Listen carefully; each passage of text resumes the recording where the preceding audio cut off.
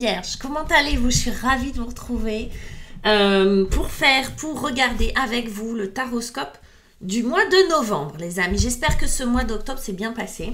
On va utiliser pour ce faire plusieurs jeux. Le premier, ça va être le tarot Marseille Waite que je vais coupler avec les 22 arcanes majeurs du tarot de Marseille, mes petits chouchous. Je vais faire un premier taroscope et puis pour ceux et celles à qui ce taroscope a parlé, je vais rajouter des cartes pour créer une extension dont vous avez le lien juste en dessous. Gumroad, Vierge, blablabla. Avec le nouveau tarot Paladini et le Symbolon. Donc restez jusqu'au bout, vous verrez les arcanes qu'on développera après dans le taroscope.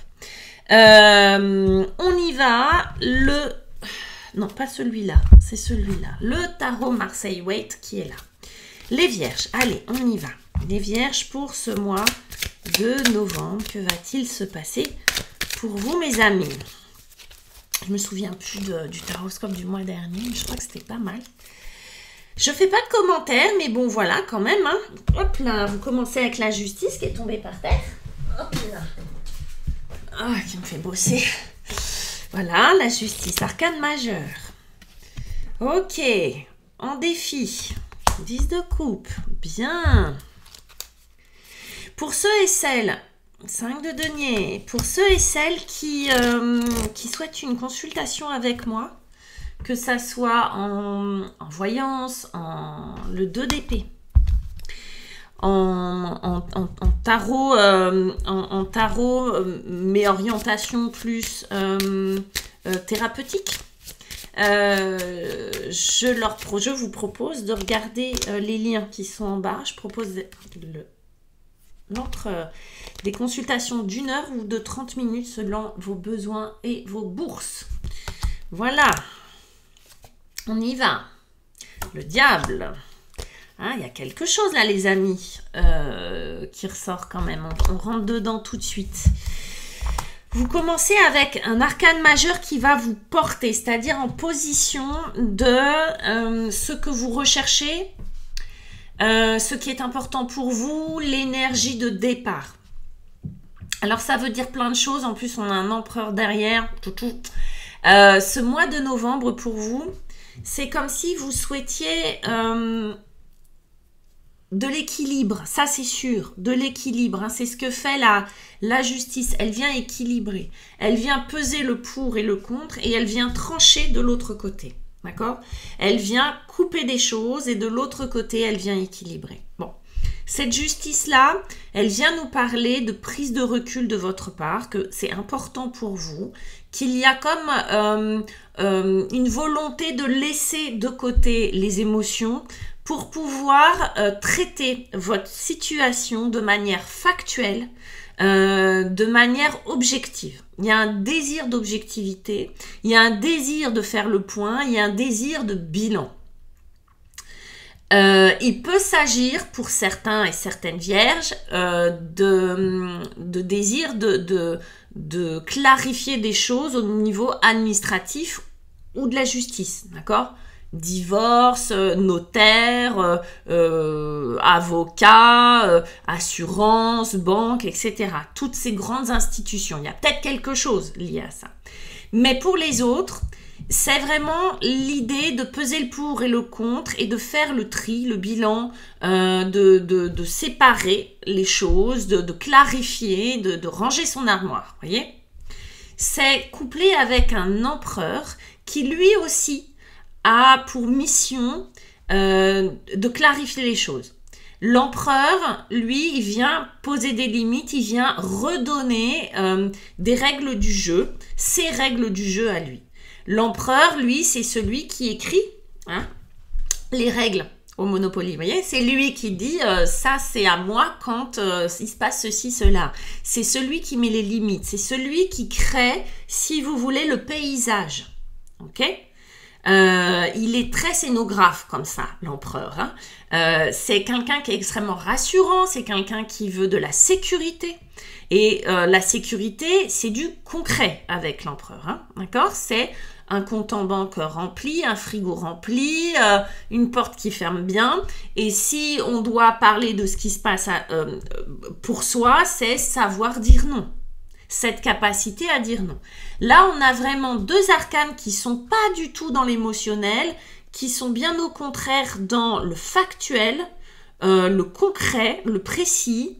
Ça vous va bien les vierges, on pose les choses sur la table et on en discute.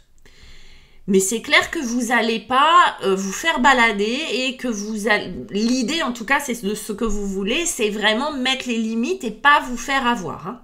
Là-dessus, vous avez une énergie de négociateur. Là. Plus que négociateur, vous imposez vos règles, hein, vous imposez votre justice à vous. En tout cas, c'est ce que vous souhaitez. Et il y a certainement de bonnes raisons. En face, on a vraiment quelque chose de très différent, presque d'inversé, c'est-à-dire qu'on a le 10 de coupe.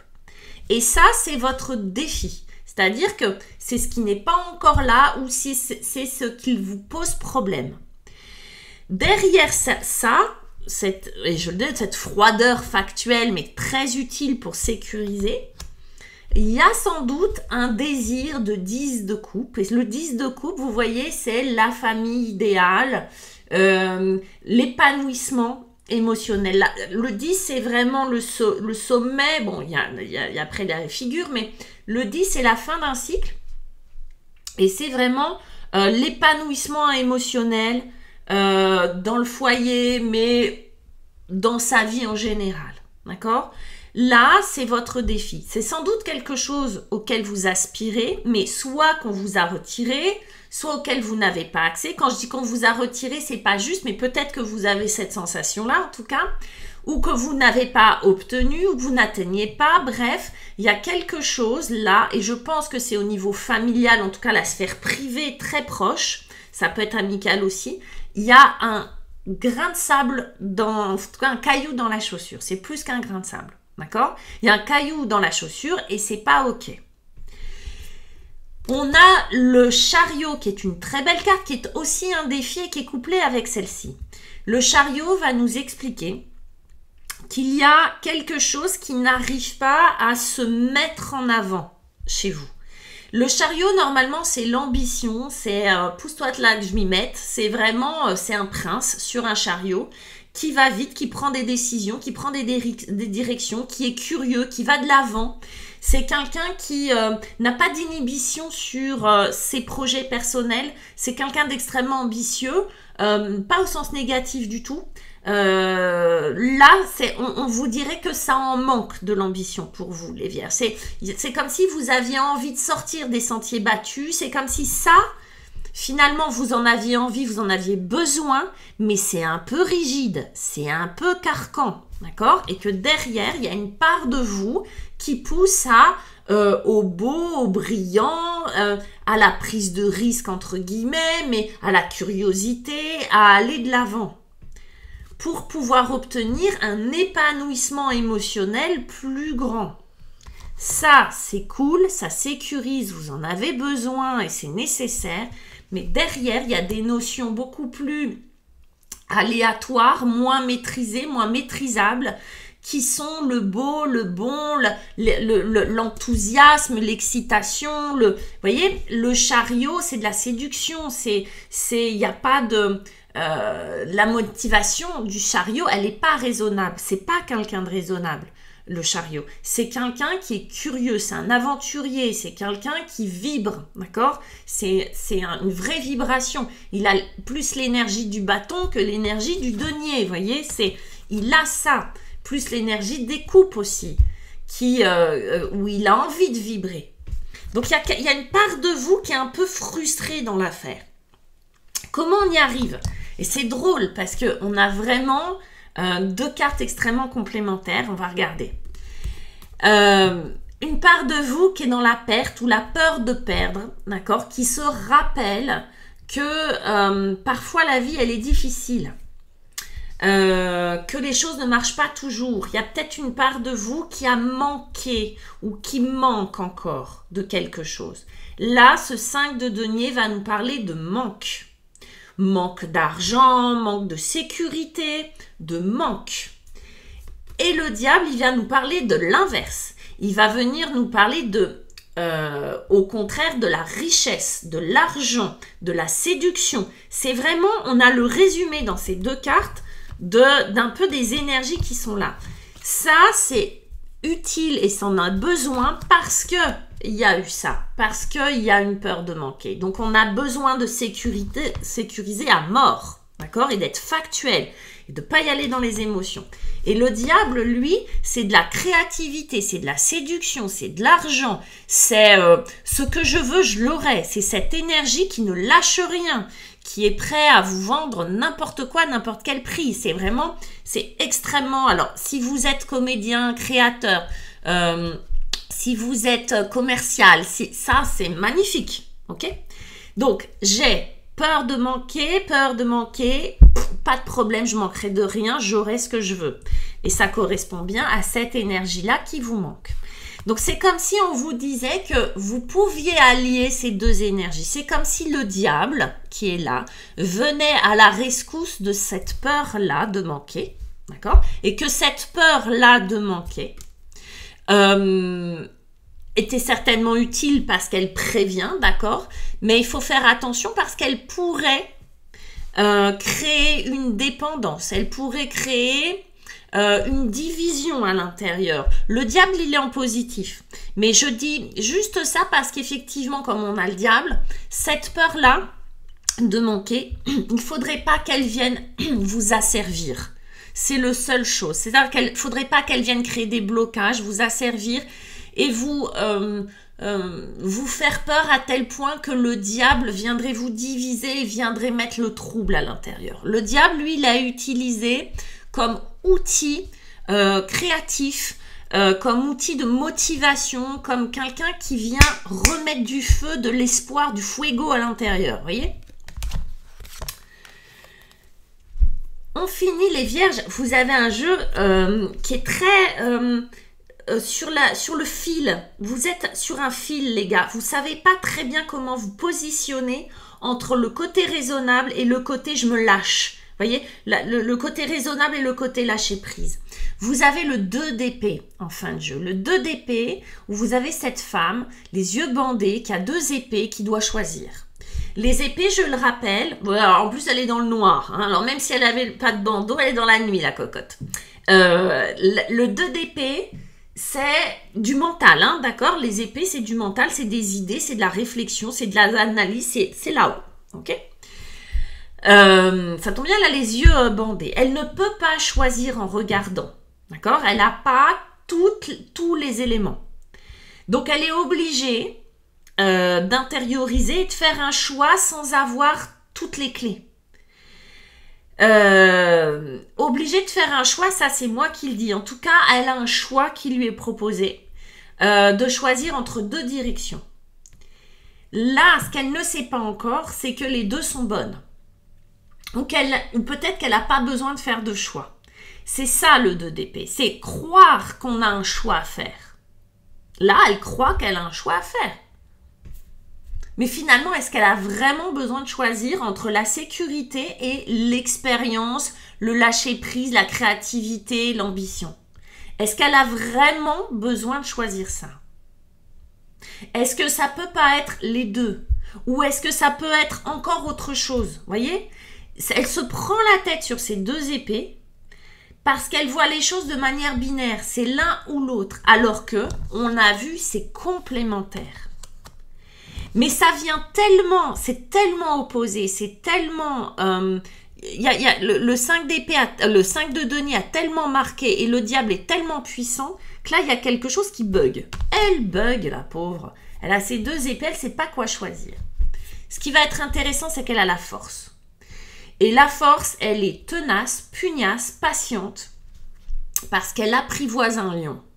La force, elle va vous donner, on va dire, cette espèce de capacité à tenir bon, c'est-à-dire à lâcher prise petit à petit ce qu'il faut lâcher pour apprivoiser un lion, et en même temps, ne pas lâcher l'ambition d'apprivoiser ce lion. Pour apprivoiser un lion, il faut de la patience, donc il ne faut pas lâcher. Et en même temps, il faut lâcher prise sur la méthode. C'est lui qui va finalement se laisser apprivoiser. Vous comprenez? C'est pas, il y a rien à forcer. Il y a juste une notion de temps là qui vous est demandée. Et cette notion de temps qui va faire que vous allez vous apercevoir que peut-être il n'y a pas de choix à faire, mais il y a juste une réconciliation entre deux forces, deux énergies très puissantes, qui est le cadre et la liberté dans le cadre. Vous voyez, c'est comme si vous étiez dans une contrainte de sécurité-liberté et que ces deux choses-là étaient opposées. Pas du tout. Il y a besoin de sécurité pour être libre et il y a besoin de liberté pour avoir de la sécurité. Parce que ça sécurise l'idée d'être libre. Donc, c'est vraiment ce que fait la force, en fait. Mais ça, c'est que l'expérience du corps. C'est que en le vivant que vous allez le sentir. Elle, ce qu'elle fait, c'est qu'elle sent les choses. Elle ne les voit pas, elle ne peut pas les décider comme ça, en un claquement de doigts. Elle est obligée de faire l'expérience de la difficulté du choix pour s'apercevoir qu'il n'y a pas de choix à faire, mais que c'est quelque chose à relier. Donc, c'est plutôt pas mal, mes petites vierges. On regarde, allez, pour ceux et celles à qui ce taroscope a parlé, on continue. Je vais tirer des cartes, donc, et vous aurez donc accès à l'extension qui est juste en bas. On regarde donc avec le Paladini, le nouveau Paladini Tarot, et on a un set de deniers pour vous. Bon, je vous parlais de bilan, un set de deniers, on va regarder. En défi, le roi d'épée, bah ouais. Waouh, je vous parlais de temps, le pendu, arcane majeur, vous avez un gros message là. Le 9 de coupe, les amis, haha, j'ai des frissons, on y arrive à ces couples-là. Allez, avec le Symbolone, qui est un oracle, qui est très intéressant, que j'utilise souvent parce que je le trouve hyper imagé. Explicite, ok. Ah tiens, on l'avait dans le... On l'avait pour les lions, ça. Très bien, défi. Alors, il n'y a pas de lettres, de mots. Celle-ci, elle est super intéressante. Vous voyez la dualité qui ressort, regardez. Hein? La lumière, la nuit, est-ce que je dois choisir? Est-ce que je dois choisir ou est-ce que je choisis pas? Waouh! Bon, allez, vous allez être travaillés par le temps, les amis. Je vous dis à tout de suite, les vierges, pour ceux qui me suivent. Et puis pour les autres, je vous dis au mois prochain. Bye!